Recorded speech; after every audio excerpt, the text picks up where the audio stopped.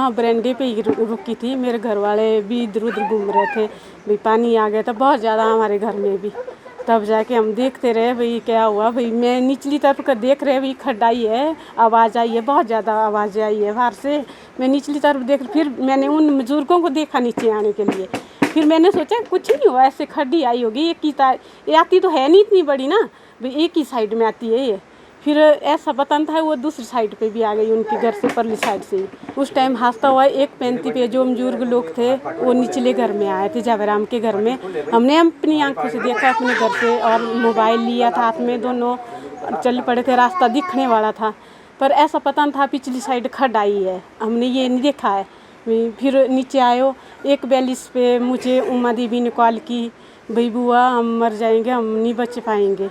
फिर चीखते रहे। मैंने 42 पर उसकी कॉल आई, मैं 55 तक मैं उससे बात करती रही। फिर भी वो चीखने की आवाज़ आ रही थी, उसमें कोई रिस्पॉन्स नहीं मिला उनका, भाई जैसे कि डबल आवाज़ का।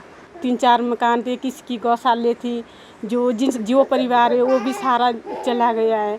और लोगों के खेत वगैरह सारे जो है डैमेज हो गए, सारे ख़त्म हो गए। वो पुराना पुल है वो भी चला गया है। जो छोटे जैसी पुली लगी थी यहाँ और पार जाने के लिए, वो भी ख़त्म हो गई है। हमारे तो कुछ चलने के लिए रास्ते नहीं बचे, खड्ड पार जाना है तो वहाँ भी रास्ते नहीं, कुछ भी नहीं बचा हमारे लिए ऐसे चलने के लिए। अगर राशन पानी भी लाना हो तो कैसे लाना हमने, बहुत ही दिक्कत की बात हो गई है हमारे। छोटा भाई के परिवार था पूरा है ना जी, और मैं खुद घर में नहीं था, मैं काजा गया था काम करने। और उस दिन 30 तारीख को मतलब रात को मतलब बारिश बहुत हुई, और 11 बजे से बाद मतलब घमासान बारिश हुई, बहुत बारिश हुई। फिर उन्होंने, मेरे छोटे भाई के परिवार की बहू ने किया फ़ोन, बहू की, भैया ऐसा हो गया आपकी गौशाला वगैरह चला गई सारी। फिर परिवार हो गया बाहर खड़ गए लेंटर के ऊपर। फिर लगे वार पार से मतलब ऐसे आवाज़ें डालने, भैया फ़ोन करने, भैया ऐसा कुछ नहीं है, भैया आप टिक जाओ, मतलब कुछ नहीं होता, भैया पानी आया तो थोड़ा बहुत है, परे से आप रह जाओ, कुछ नहीं होता। फिर ऐसे लगे मतलब सारा देने। तो फिर उतने को परिवार गांव वाले भी आ गए सारे, वार पार से खड़ की तरफ निकल गए सारे, मतलब पूरे गांव वाले, मतलब इतना पानी भरता रहा जाता था। फिर उनके साथ भी बातचीत होती रही उनकी, मतलब जो मेरे छोटे भाई की बात होती रही भी, ऐसा था कि हम फंस गए बीच में और हम नहीं बच पाएंगे हम। फिर लोगों ने भी सहारा दिया से भी, यार निकालने का तो चांस नहीं रहा। फिर सहारा देते रहे सभी कि कुछ नहीं होता, आपको खड़ो लेंटर पर चढ़ जाओ, आप ऊपर खड़ जाओ, ये कुछ नहीं होता। बातचीत करते रहे वार पार से। फिर कुछ देर बाद मतलब ज़्यादा पानी बढ़ गया। फिर उसके बाद ऐसा बोला ना, फ़ोन किया, मैं करता रहा फ़ोन उनको, वही ठीक है अभी सलामत मकान खड़ा है, बोला अभी तो दिख रहे पार, बोला तो कुछ दिन बाद 5-10 मिनट बाद ऐसा फ़ोन आया मेरे को, भैया मकान नहीं दिख रहा है, भैया कुछ नहीं दिख रहा, पर पानी दिख रहा है। फिर मैंने सोच लिया, मैं कब आ गया होना, कहाँ बचना मकान है। 2014 में भी बारिश हुई बहुत, उस टाइम भी ये जगह खिसक गई थोड़ी सी।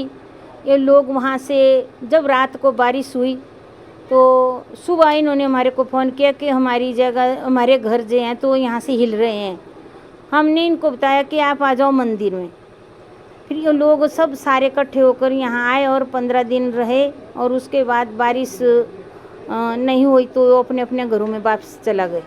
एक तो हमारा मकान दादाजी ने बनाया हुआ था वो वारली साइड को, और एक जो था वो पुराना मकान हमने तोड़ा था, उस पे जो नया मकान बनाया हुआ था वो हम जब IRDP में थे उस टाइम हमें थोड़ा सा जो पैसा सरकार ने दिया हुआ था, तो उससे जो था कि हमने थोड़े से पैसे अपने भी डाले हुए थे, वहाँ पे एक रूम बनाया हुआ था।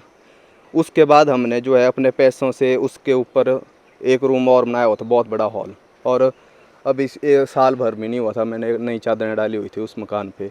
तो मतलब एक अभी जो वहाँ लेंटर गिरा हुआ है, ये भी मैंने अभी डाला हुआ था, इसको 2-3 महीने भी नहीं हुए अभी डाले हुए। तो ये सारा जो है वो इस आपदा में जो है वो ख़त्म हो गया। हमें सरकार कुछ भी नहीं अभी तक दे रही है, ना जमीन दे रही है, ना कुछ दे रही है। हम खाने का प्रावधान कर रहे हैं ये सभी लोग, और हमें रहने की व्यवस्था का इनकार कर रहे हैं। भाई रहने के लिए अपने आप खुद बनाओ, ले हो जमीन। तो हमने कहाँ लेनी, हमारी जमीन थी वो सारी चले गई है, हम कहाँ बनाए घर। इसलिए हम सरकार से निवेदन करते हैं कि हमें ज़मीन घर बनाने के लिए दें, ताकि हम अपना गुजारा कर सकें। सर दिक्कत तो बहुत हो रही है, पर क्या करना है, हम मजबूरी में बैठे हैं इधर। अब क्या बोल सकते हैं, बोलने है नहीं कुछ, अभी सदमे से ही निकल रहे हैं हम बाहर अभी। हाँ जी, अपना घर ही नहीं है, बस इसी बात का है थोड़ा सा, और कुछ नहीं। क्या मांग करेंगे? सर सरकार से यही मांग है कि हमें घर बनाने के लिए ना, जैसे 1-2 कमरे के लिए भी जगह दे दे बस।